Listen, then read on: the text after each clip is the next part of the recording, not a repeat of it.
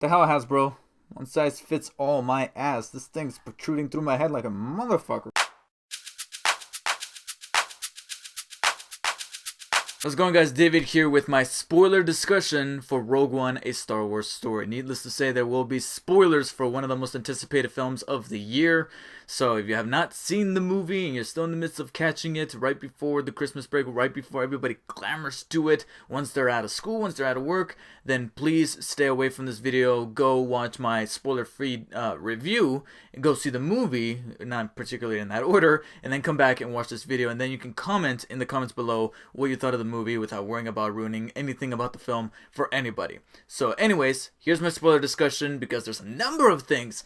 Well, I don't want to say a number of things, but a very large portion of the movie that I want to talk about. And the number one thing that I left the theater just geeking out about was Darth fucking Vader. Darth Vader. Oh my god, he was amazing because he only had 2 scenes in the movie, and you saw him be teased here and there in the last 2 or so trailers. But he was only in about 2 scenes of the movie, totaling to about maybe 5 or 6 minutes of screen time. And he owned it. Yeah, 2 scenes. Just 2 scenes. And the first one was him just meeting up with director Krennic, or main villain of the movie, talking about the Death Star and its current status and trying to put Krennic in his place and not get too big of a head. And in this scene, there were like so many things that I took away from Darth Vader within this one moment. One, he's back to being legitimately scary because he has this power walk, this pimp walk.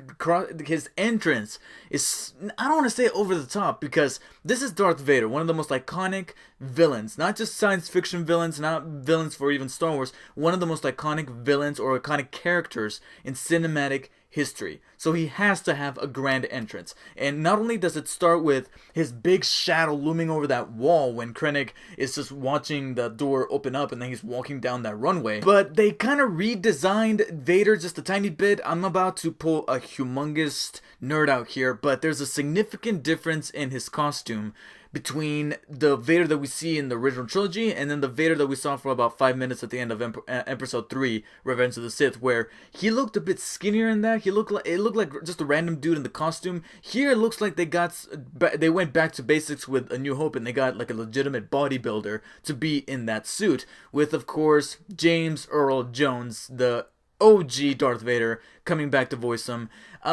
If I had to nitpick anything, it would be that the dude's like almost 90, so ever so often you can kind of hear his voice kind of shake a little bit.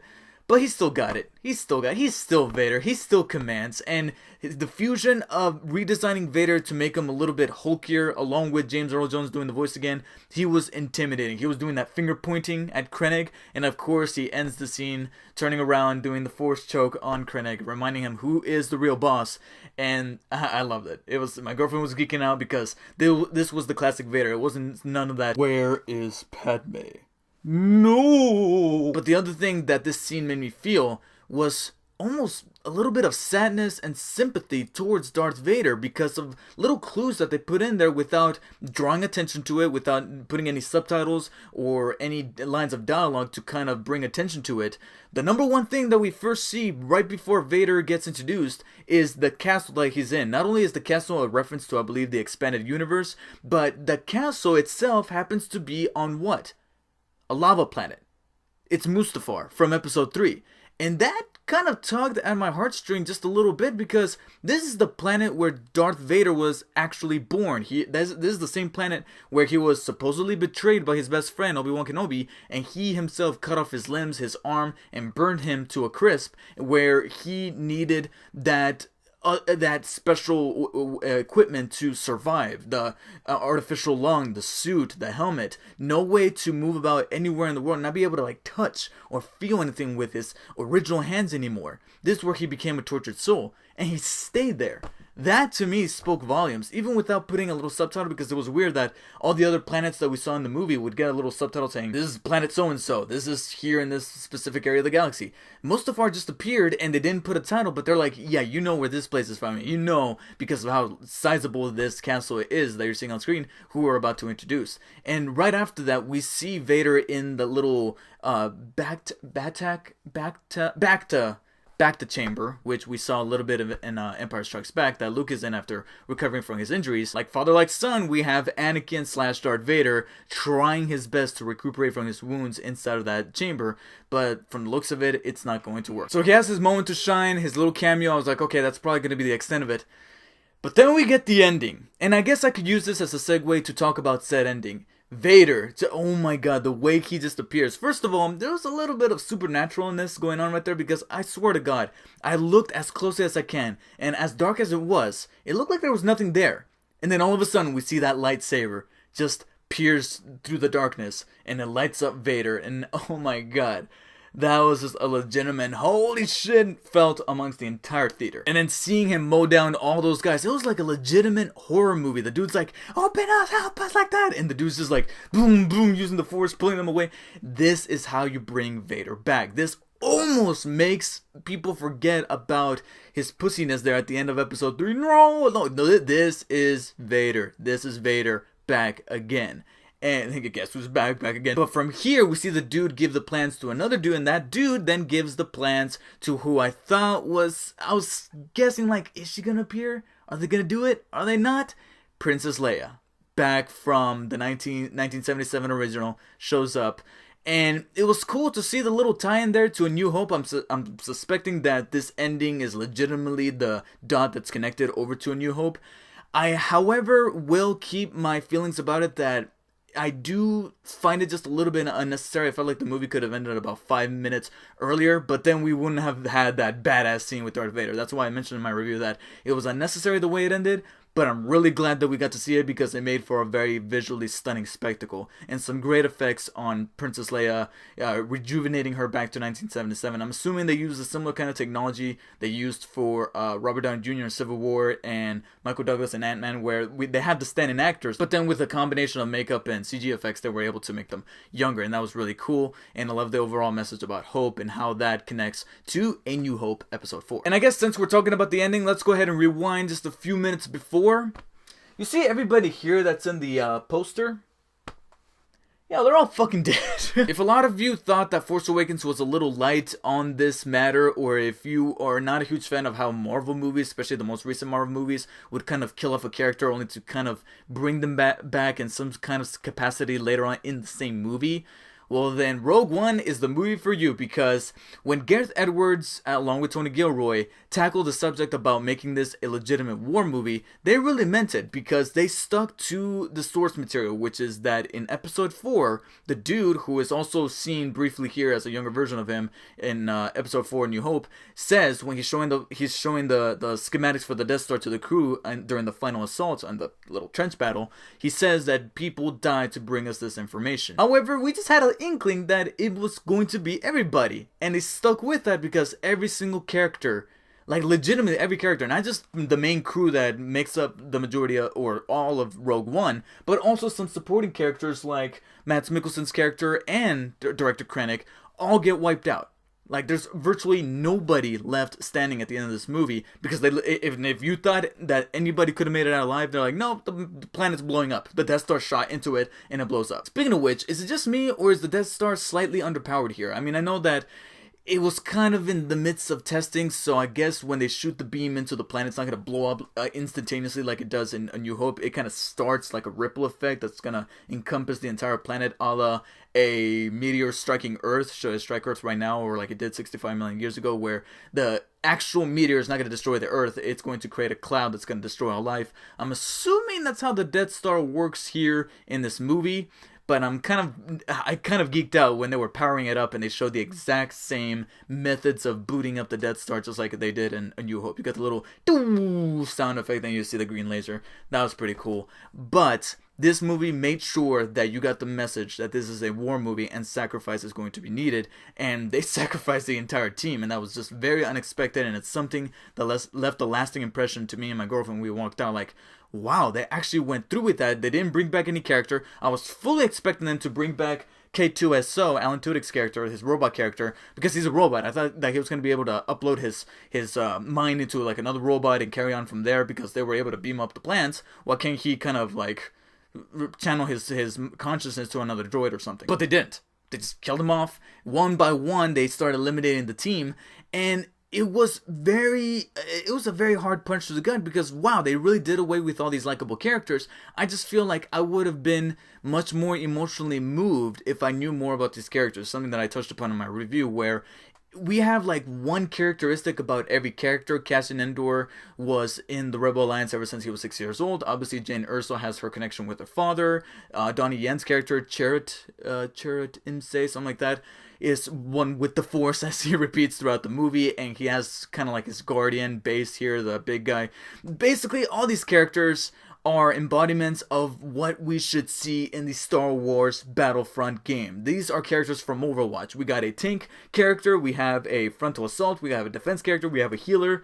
Please put these characters, not just the skins, but actual characters and arsenals for these characters in Battlefront. EA, DICE, do it. I did feel bad when they were killed off, especially the more sympathetic, likable characters like Riz Ahmed's character. I believe his name was Bodhi, something like that. But the defector from the Empire, who's the cargo pilot, who was trying to help out, try to do the right thing again, and trying to send the message. I felt bad, but I felt like I would have been moved to tears if I knew more about them and I stuck with them a little longer. Maybe introducing them a little earlier in the story, or like I said in my review, something that is obviously not going to happen now. But if they were part of a TV show, like a miniseries where we have 10 episodes to stick along with them, so that later on when they give their lives, I'm going to be an emotional wreck. But sadly that didn't happen in this movie. And as much as I love seeing Darth Vader in this kind of form, back to form I should say, in this movie, being that traditional villain that we all love, I would have preferred if they had spent much more time polishing the actual, was supposed to be the actual villain in this movie, played by Ben Mendelsohn, who is director Krennic. He felt like an archetypal villain that we would find in a Marvel movie. And to be quite honest, he felt like the bad guy, he felt like the obstacle. If there was anything to kind of take away from his character, it would be that maybe he had a little bit too much pride and he was trying to be, it was trying to make a humongous impression amongst the Empire so that everybody, he could be like, hey, look at me, I got shit done. But then when Tarkin takes over, that kind of angers him. That was the only characteristic that I found from his character, but I never found him to be a villain that I would love to see in another movie. So when he got killed off, I'm like, okay, whatever. But at the same time, I shouldn't be feeling that way about our villains, especially Star Wars villains. Star Wars villains should be cool, and I felt like he was an archetype taken right out of a Marvel movie where he's just the thing in the way of our main characters. And before I forget, speaking of Tarkin, Grand Moff Tarkin returns from the dead in this movie. And if you guys have seen my review of Rogue One, you mentioned that as much as I love every single visual effect in this movie, to where CG models look like legitimate miniature models that were used back in 1977, especially whenever you see a Star Destroyer out in space, you actually get that sense of scale.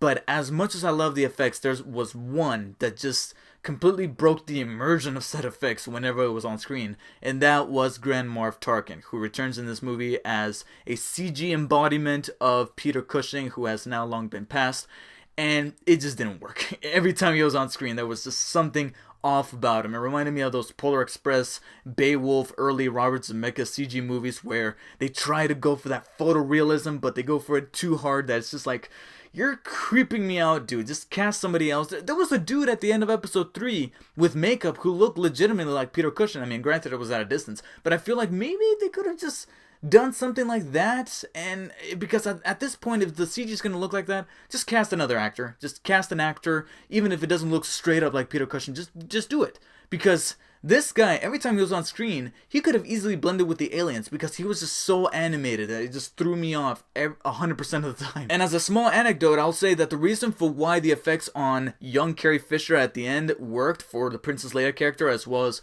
Robert Downey Jr. in Civil War during that scene, as well as Michael Douglas at the beginning of Ant-Man, was because those were the actual actors. I'm convinced that that was actually Carrie Fisher at the end, especially because she looked a little shorter than she actually did in A New Hope. I mean, I know she was always a little shorter than Mark Hamill and Harrison Ford, but she wasn't that short. She looked a little miniaturized at the end there of Rogue One, and that's because I'm pretty sure that that's the real Carrie Fisher, only with some makeup to kind of smooth out her face just a tiny bit, but then they used the original 1977 movie to kind of to use it as a reference to map it onto her face and add digital layers to her face to youngify her. And the same deal was done in Civil War with Robert Downey Jr. That was actually him there with some makeup, but along with the help of CGFX, they were able to make him younger like he did back in the 80s when he did, or 90s when he did Chaplin or whatever. They had an actual point of reference. Peter Cushing's been dead for a while. It's kind of difficult to do when you don't have the actual actor there, so they kind of had to recreate his face from the ground up, and I think that it just didn't work all that well. And it's funny because I just saw an interview from Gareth Edwards, or read an interview by Gareth Edwards saying that he was nervous about bringing back this character. And I can definitely see why, because the effects just did not pan out for me. And I guess since I just mentioned an episode 4 character, I guess I should talk about some of the references in this movie to not just the original trilogy, but pretty much the entire Star Wars universe in general. Obviously, you're going to get loads of references to the original trilogy, since this is going to be a pivotal part of kicking off the inciting incident that starts off. It's part of the crawl. It's part of the opening crawl for episode 4. You know, you got the plans for the Death Star, Princess Leia's got them, and it's the only hope of bringing peace back to the galaxy, but the Empire's after them. It's the actual opening shot. So obviously this is going to be the one that's most connected to the original trilogy, with the design of the X-Fighters. You even got some Y-Fighters in there that was pretty cool, using their ion cannons, and I think I saw a Y-Fighter in the background, or Y ship, whatever you want to call it, using that little tow extension cord that they use to kind of take down those AT-ATs. And obviously from the trailers you can also see that the Empire has some traditional weaponry from the original trilogy, from the design of the original Stormtroopers, who for some reason still can't shoot shit in this movie. I was very saddened to see that they were kind of made a little scarier in Force Awakens, but now since this is tying into the original trilogy, they're like, yeah, let's make them dumbasses again. And I never found them scary in this movie. If anything, maybe the Death Troopers, which were the all-black Stormtroopers that have like the shinier armor, but besides, I didn't even see them taking any shots. But you got the Imperial Walkers, you got the Rebellion stuff, you got the little maps, the heads-up display, the technology, the holograms, all that stuff. That was all very cool. But you also see just a slight taste of the original prequel trilogy. You see certain planets that you can tell would have fitted into that prequel trilogy, that it's supposed to be all CG. It's kind of like saying goodbye to that segment of the universe and kind of transitioning over to the original trilogy. And I feel like Rogue One did an excellent job with the art direction for that, because you got a segment in the middle there where you have a planet that's just covered in rain, and I know that it's not the exact same planet that was visited in Attack of the Clones by Obi-Wan Kenobi, but it kind of reminisces of that. Like, hey, you got this planet with all rain, you got this planet with that's kind of like a beach with palm trees, you got this planet with, and of course I mentioned Mustafar at the beginning of this video. That's obviously a planet from episode 3. So I love the fusion of these two kind of cultures amongst the Star Wars universe. It's just that we're moving more in the direction of the new trilogy. And on top of that, I didn't catch this obviously because I don't watch the show, but apparently there's little Easter eggs here and there for people who are huge fans of the Star Wars Rebel series that's on right now on Disney XD. Apparently there's a couple mentions to certain characters, some designs of some of the droids that load up onto the X-Wings are very reminiscent of that show. I'm assuming you've already seen the movie once if you're watching this video, but if you're planning on seeing it a second time, then be on the lookout for that. And of course, so much nostalgia, but played out very, very well. But ever so often, there was a little Easter egg or a little something that I'm like, that didn't need to be there. Of course, it's Star Wars, and they just can't move away from C-3PO and R2-D2. They're in this movie. Granted, it's for literally like 2 or 3 seconds. It's like one shot. It's like it's legitimately a cameo. It's just one shot, and then we're done. But is it really necessary to put him in every single movie? I love those guys, but sometimes you need to know when to walk away. And then the one that, as much as I love all this nostalgia and geeking out about characters, like, oh my god, they said the one name, there was one where I'm like, okay, I get it. That was the one I mentioned in my review. I'm like, okay, I get it. I get who you're talking about. And it was the Obi-Wan reference. When we have Bail Organa show up in this movie, right before leaving for his imminent death in Alderaan once that planet gets blown up, right before he leaves, he tells God, I always blank out on her name, but she's from Return of the Jedi. She says, hey, do you think you can get your little buddy to help? That guy, I believe he used to be a Jedi, and they're like, oh yes, the Jedi that. It reminded me of Kronk from Emperor's New Groove. The Jedi that served in the Clone Wars. The Jedi that used to be part of the Jedi Order. The Jedi who helped out Anakin Skywalker before he turned to Darth Vader. oh, that Jedi. Yes, that goddamn Jedi. And I'm like, yeah, I get it. It's Obi-Wan Kenobi. You said everything about him except his actual fucking name. So I think once or twice that happened in the movie. I'm like, okay, I get it. But besides that, I loved the service, but because not only was it great service that connected to the Star Wars movies, but it was done in a way where it felt more organic rather than shoving it in your face, aside from those 1 or 2 times. Especially when you include certain references that could go over people's heads, people who are huge fan of the movies, but they never really got deep into the extended universe. Because trust me, there's mentions about crystals, about the crystals that make up the essence of the lightsaber, and I'm like, that went over my head. And it was my girlfriend who was the one that was like, yeah, that makes up the lightsaber, the kyber crystals, yeah. And I looked at her and I'm like, okay, I'm gonna marry you in a couple years. And thankfully all the references made the movie a whole lot more fun. So that really about does it for my spoiler discussion. My voice is about to give out and I actually have to head to work. I'm about to be late. What time is it? Yeah, I should probably definitely wrap it up right now or else I'm gonna be late for work. So please go nuts in the comments below of what you guys thought of Rogue One, a Star Wars story. Everything from the very beginning of the movie, which had no opening crawl. It just went, bah! It's like, okay, you put the long time ago in the galaxy far, far away. I thought you were actually going to do it, but no, you didn't. You actually stuck with it. Down to the end credits where it ends a little abruptly, but it ended with the biggest impression of them all.